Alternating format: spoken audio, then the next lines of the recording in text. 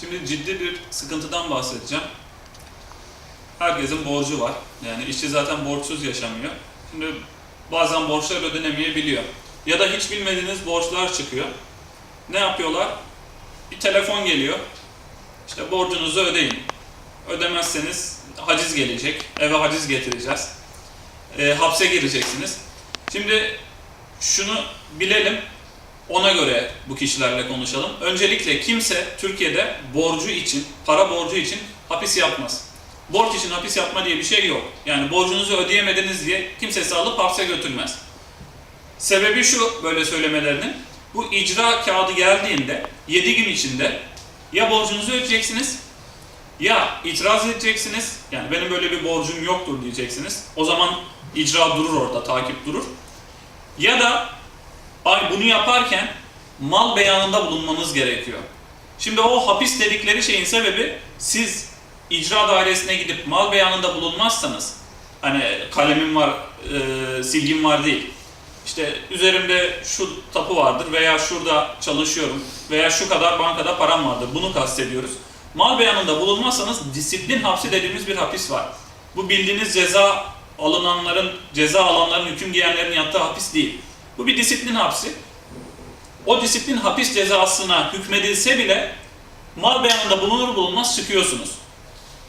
Şimdi temel kural bu. Ama mal beyanında bulunursanız disiplin hapsi de yok.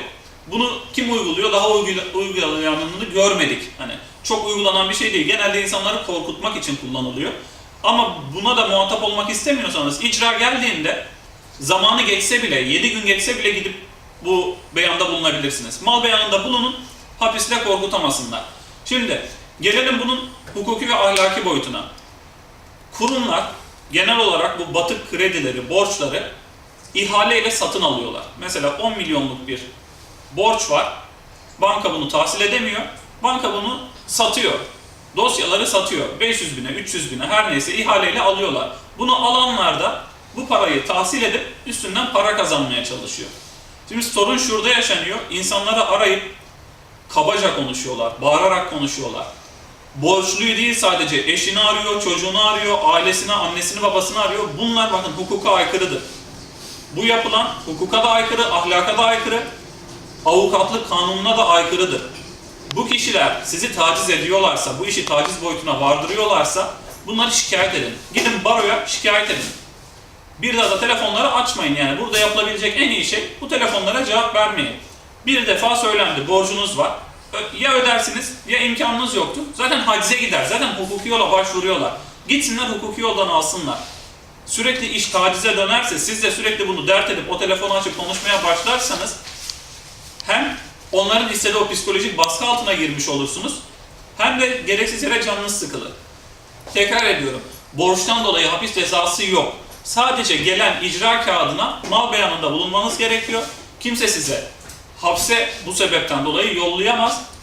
İkinci durumda bu icra kağıdı geldikten sonra itiraz etmezseniz bir hafta içerisinde artık haciz imkanı doğar. Yani hacize gelebilirler.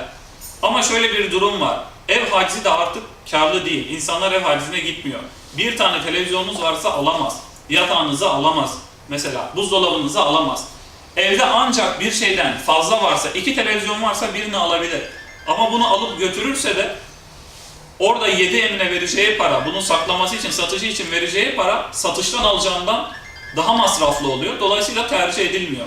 Genel olarak bu bilgileri bilin, aklınızda bulunsun. Bu kişilere de sizi taciz boyutuna vardıracak şekilde arayan, rahatsız eden kişilere de sakın taviz vermeyin. Haksız bir şekilde bunu tekrar ediyorlarsa da bir daha telefonlarını açmayın. Teşekkür ederim.